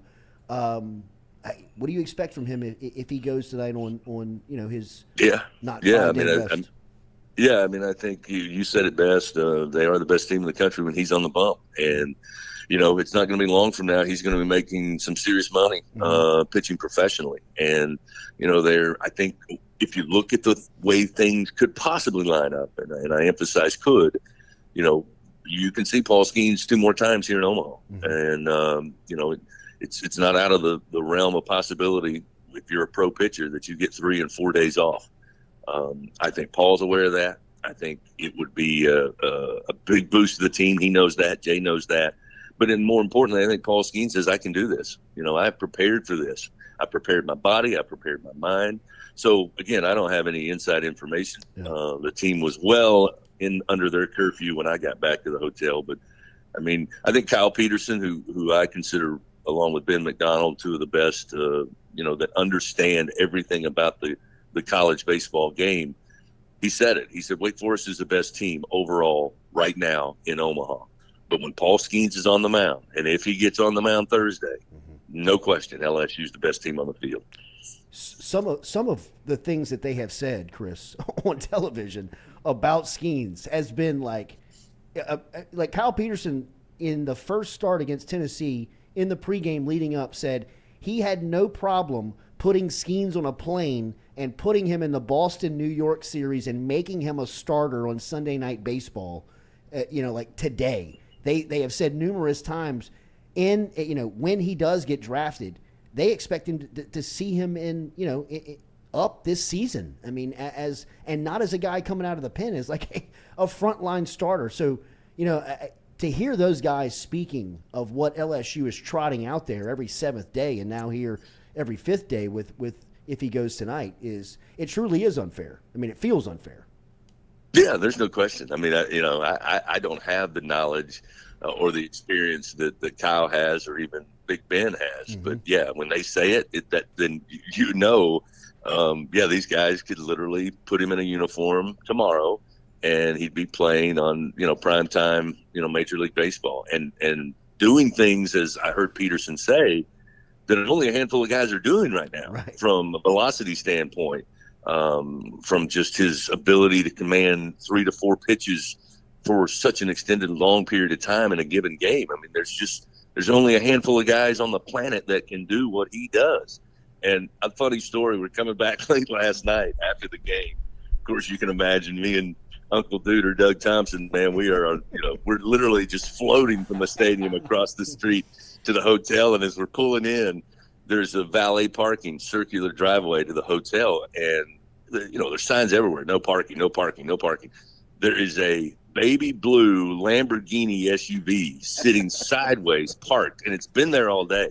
And as we walk by, I say, Doug, I wonder whose Lambo this is. And he goes, somebody's agent, and I'll give you one guess as to who it is.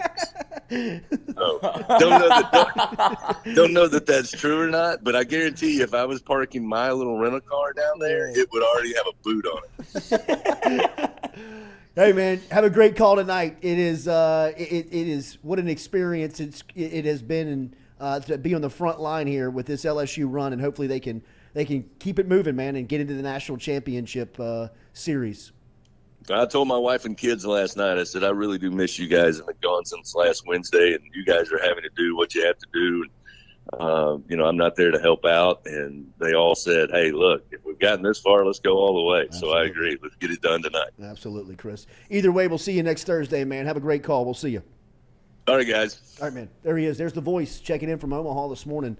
Blair will be on the microphone tonight with Doug Thompson and, of course, Bill Franquez, the 3-man booth up there in Omaha. They're doing great work. If you're looking for a little bit of a different perspective of checking that broadcast out, you can watch it on YouTube. Chris does a good job of kind of giving you a little behind the scenes of what it looks like, sounds like, and feels like inside the booth with the crew. And you also get the call, right? You get those guys on the call, and I've been turning the sound of the television down and just kind of pausing the television and letting the radio broadcast catch up to the timing, and then hitting play, and it's a really enjoyable way to watch the game. With kind of the hometown flavor and the crew calling it with obviously the ESPN footage of what's happening on the screen. So they've been doing phenomenal work. His call of Beloso's home run last night was great. If you'd like, check that out. Appreciate him for stopping by every Thursday here. But 6 o'clock, man, it's going to be another long day here as you wait on Skeens. Hopefully Skeens. It's not official yet, but I think everybody is anticipating Paul Skeens going for LSU. Okay, Jumbo, Ronnie, Rants in 8:30. We'll ask him about the reference last night. Get his thoughts. For as much as he came at me about a picture that I posted, I sure as did not broadcast that on ESPN during the College World Series. We'll talk to Ron coming up here in a short bit. We'll keep it moving on LSU baseball. Tigers on the field today versus Wake Forest with a chance of the national championship on the line. Come back with us, Jordy Culotta Show, built by RMB Builders. Hit that like and share button for us if you don't mind.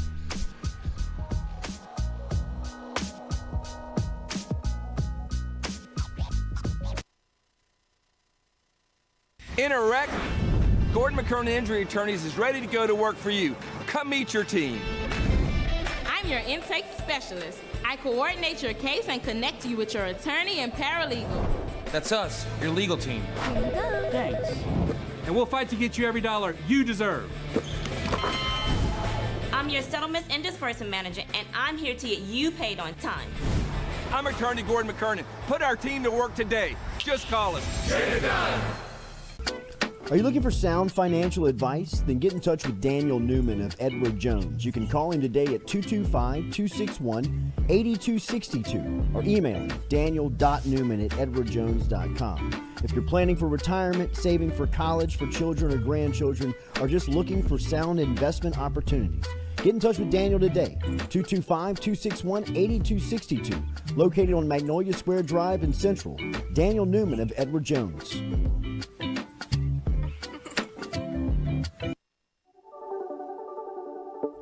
Don't let the name fool you. Men's Total Health has offerings for the ladies, too. Guys, is your wife or partner suffering from urinary incontinence, low sexual desire, or pain during sex? Then the O-Shot might be for her. Don't let it scare you. It's totally natural. It's PRP. And Mike Roach and the crew at Men's Total Health will make you as comfortable as you can be. Contact me for more information, Katie at jordyculotta.show.com, and I'm happy to tell you everything that Men's Total Health has to offer for the ladies.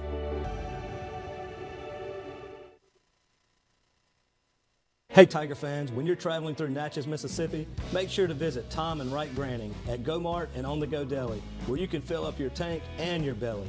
Go-Mart has clean restrooms, community coffee, an awesome beer cave, and a great selection of anything you may need on your trip. Located at 4 Sergeant Prentice Drive as you're entering Natchez on the left.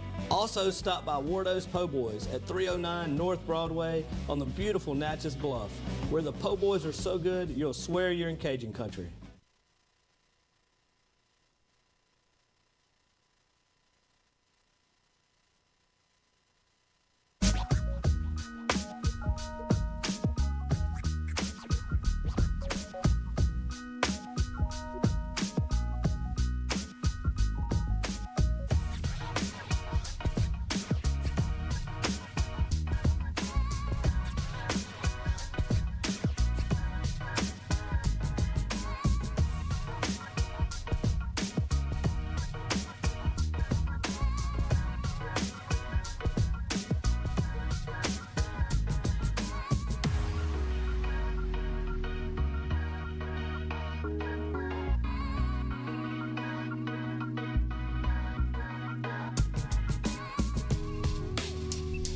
Join us here in a couple of minutes. Don't forget, we're brought to you by RMB Builders. Hit up our friends over at RMB at rmb-builders.com. They're also on Instagram at RMB Builders. Rhett Bourgeois and the crew building new houses, adding on, reconstruction, whatever you're looking for, get in touch with them. All right, the decision's coming down from the IARP today on LSU basketball, on both the program and Will Wade. For as many leaks as we have seen throughout this investigation that now will wrap up after, what is this, a cool 5.5 years? Right. 5.5 year of investigation that has been leaked at every single turn, it would be tough for me to believe that the outcome hasn't been leaked if there's real penalties coming down, right? Like, if there's real penalties, I'll be shocked. I will tell you that I don't know anything officially. I don't know anything of what could be coming down. I just know that they did not learn anything new throughout this investigation, that they put together a completely independent committee to hear that has since been blown up. So, I mean, like, take it for what you will. I expect this to be a, hopefully just kind of a pretty routine day in the life of LSU basketball and for Will Wade. Now, look, McNeese has gotten out in front of this, and they have suspended Wade for 4 games of the upcoming season. LSU basketball has gotten out in front of this and, taken away postseason opportunities last year and sacrificed the scholarship to the NCAA. So there has been some penalties that have already been, self-prioritized from LSU. So, we'll see if they have, if they found that smoking gun that they've been looking for. Do you think that IARP, do you think they even keep in contact with each other anymore, that group? They're probably like, oh, I remember you. Have a group message. The committee knows who was on the committee. Put that on my... Oh, so that was on your card. Put it on LinkedIn. That's crazy. I was on the same committee. What'd you think? Nothing. Didn't do a thing. I didn't see anything. Looked at the information. Man. I didn't see anything. What a hill to die on for that group of people. The Pat Forties of the world. Yeah, right, all of them. Like... They're enjoying They're this. staking their claim, and that obviously we all hope it's nothing, right? But I mean, if it is something at this point, it took a long time to find. Like, are you something. kidding? Yeah. Do you think that it just popped up today? Like, oh, finally, right? Found something. We did it. Needle in a haystack. Uh-huh. We found it. And to drop it today. It seems like a pretty good day to bury a story that has nothing in it. The middle of June? The middle of June with LSU playing a baseball. I mean, the NBA draft is today. Right. LSU baseball tonight. Like, all of this, it's like, oh, and we got the AARP story. Like, put that in the ledger. So it just feels like a big old nothing burger. We'll see. We'll see. We'll find out today. I mean, if there is something, I just can't wait to find out what it is. All right, well, if you don't mind, hit that like button, share button, comment button. Let's call Big Joe. Let's call Ron. As Ronnie Rants.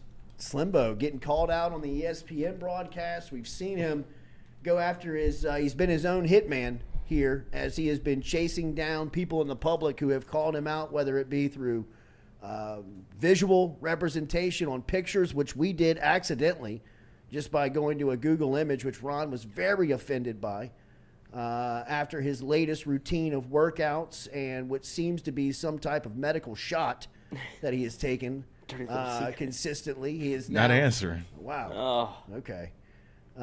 He is slimmed up. He is on all the dating apps. He is a big swipe right guy. Serial swiper. Hall of Fame is calling. That's him. There he is. Oh, my skin.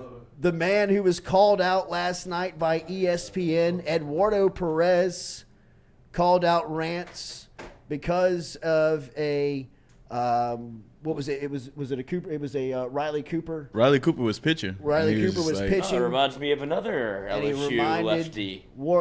Eduardo Perez took a shot. I thought very below the belt.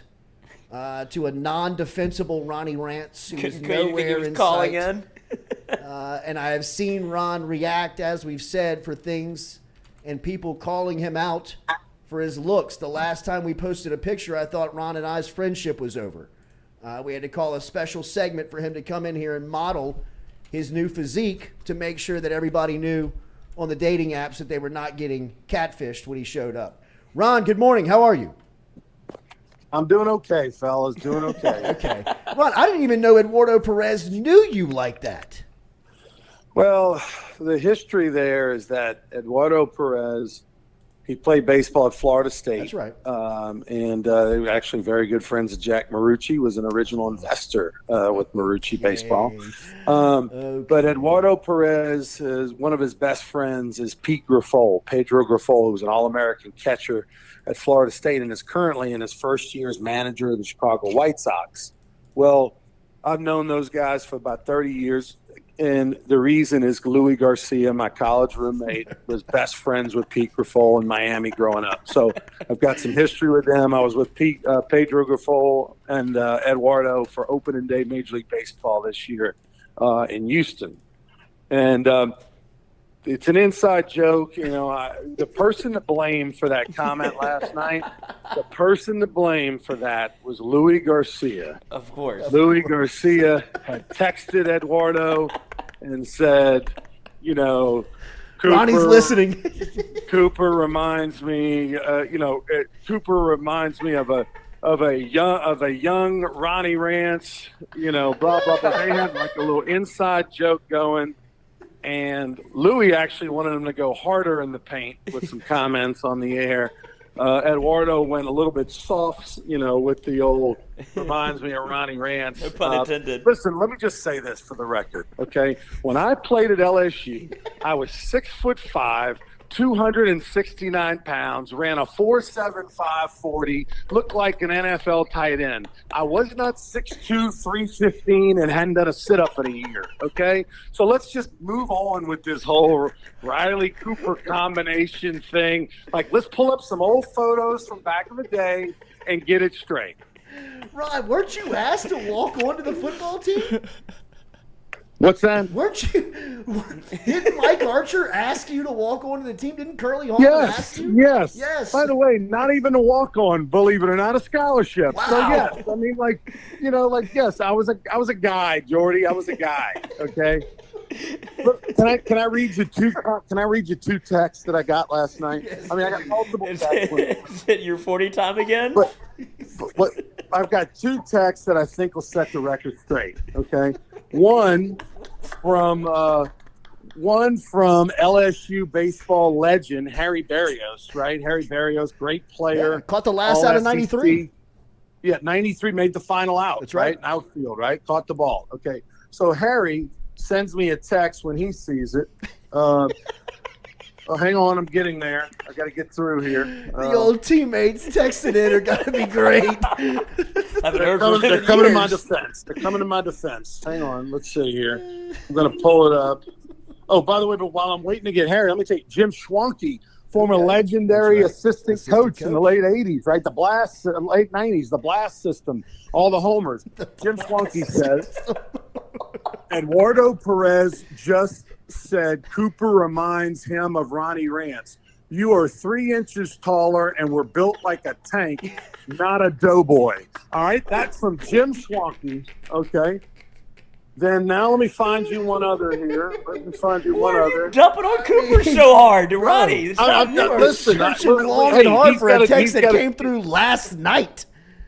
I mean, Cooper's getting buried right now. Let this man live. Here's Harry Berrios. Okay, they're great. I mean, Harry Berrios had the second most hits of anybody all time in the minor leagues. The guy had a great career, was a great player. This is what he said. He said, did he just compare you to Cooper? WTF. You were way better in all muscle! Exclamation point. All right? I mean, enough with this. Enough with it. Are you sure? I mean, we're good. It's a safe space, Ronnie. We're good. Goodness gracious.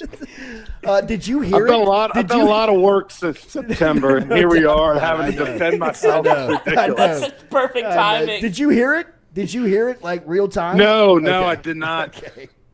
But here's what's funny is that when Guidry came in to pitch, I texted Perez and Kyle Peterson, because Guidry's going to play for the Baton Rouge Rougarou this summer. Okay. But he's going to play infield only. He's not going to pitch. He's just going to hit and play infield. And they were talking about him, possibly competing next year for the shortstop job and this, that, and the other. So I was trying to get the Rougarou some love, right. So I I text them and I say, hey, listen, by the way, he's going to be playing for us this summer, the Baton Rouge River, TCL, blah, blah, blah, blah. He's only going to hit, not pitch.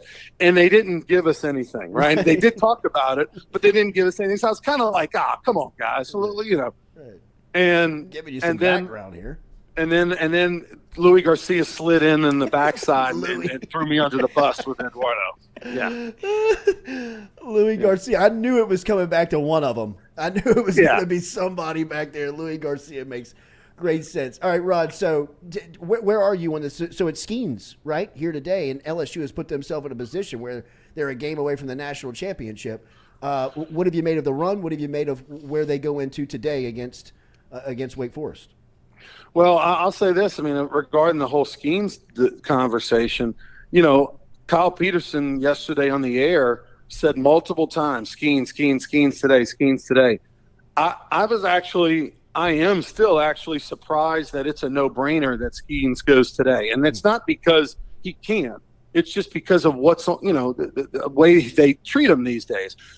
Skeens is pitching on 4 days rest. If he goes today, he'll pitch on 4 days rest. Major League Baseball pitchers for decades threw on 4 days rest. Okay, so this isn't unprecedented at all, and it's not even, you know, risky. But in the modern day era where he's thrown over 120 pitches, you know, 2 outings in a row, 7 days apart, you know, they have no problem letting him move up a day and getting maybe 6 days. But 4 days, you know, that's like almost pitching on 2 back in the day. So I wonder if it was Kyle Peterson told that he for sure is going to pitch today, because I thought there was still a debate and a conversation on how much and what Skeens would do today. And because he's going to be the first or second pick in the draft and there's so much at stake and LSU's so worried about its reputation, as a lot of schools, I'm happy. I'm happy that if that's the case, but surprised that it was a no-brainer. What do you make of Louder's stuff if he goes today for Wake Forest? I mean, this is going to be, look, if these two horses go at it and they turn them loose, and you're talking about two just fantastic guys. You know, I've watched Louder a little bit, won a little money on him this year on some apps, guys. I mean, I went hard in the paint on Wake Forest on Friday nights for much of the year. You know, look, these two are the two best in college baseball, probably. Wow. You know, so I mean, it's rarely do you get a matchup like this. This is a once in a decade kind of thing. What have you made of the offense, Ronnie? It seems like they kind of were trying to find their footing, and now they seem to have found it. What do you make of this lineup, kind of finding their pace here in Omaha? Yeah, I mean, I don't know that they found it. I think they've done better. They still haven't really. You know, I don't know that everybody's clicking. I mean, obviously Jordan Thompson, he's changing bats. He's used like 3 different at bats. I mean, 3 different Marucci bats. He's trying to figure it out. He can't. I mean, we can't. LSU can't bunt at all. I mean, it's. By the way, they bunt every day. Like people are, well, do they bunt? They practice bunting every single time they take batting practice. And I just, it's amazing to me because they look like they've never bunted before in their life. But no, they've still got work to do. I mean, Tommy White's not, you know, quite become the guy yet, and you know, so that's the thing is that they're winning in spite of them. They haven't won 12-10. Like I thought they were going to win yesterday. If they won that game, I thought it was going to be because they won 10-9, and it was the pitching. And ballpark is playing well for these pitchers, and they're throwing with confidence and. There's some rhythm there to it, but yeah, no, the offense is going to have to, you know, I think going to have to carry him one of these days. And by the way, if Skeens does start today and goes, will he have the 120 pitch count, or will they limit him to 80 or something like that?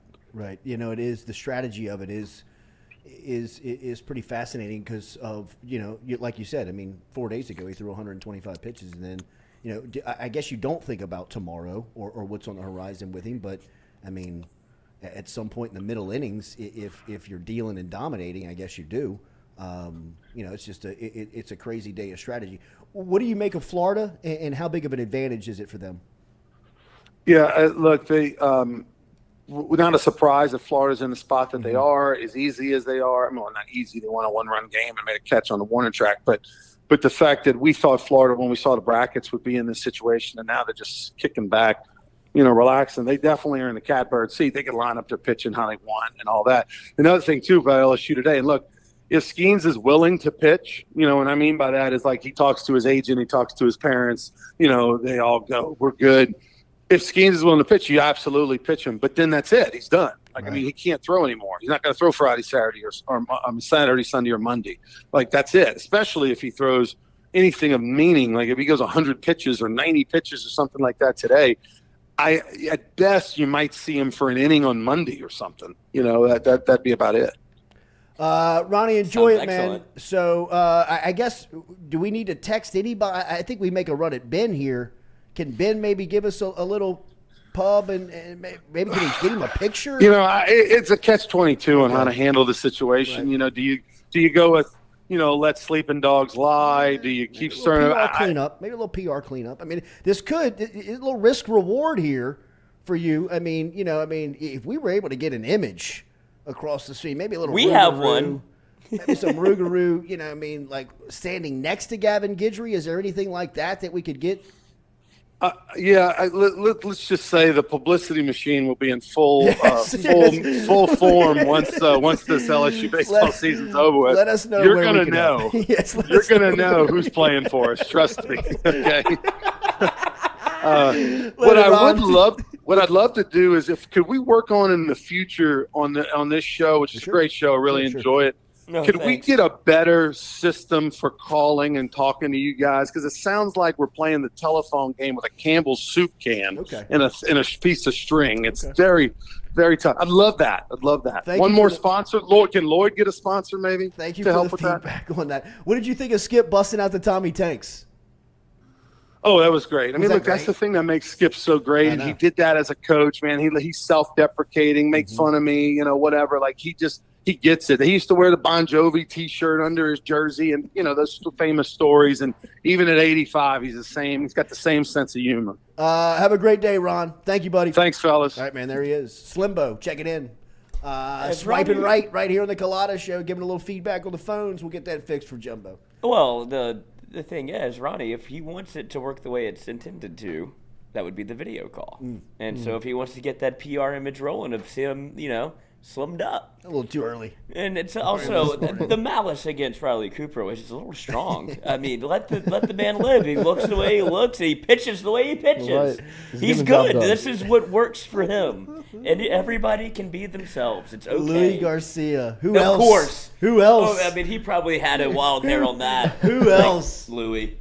Garcia. Suspect number one. What a play.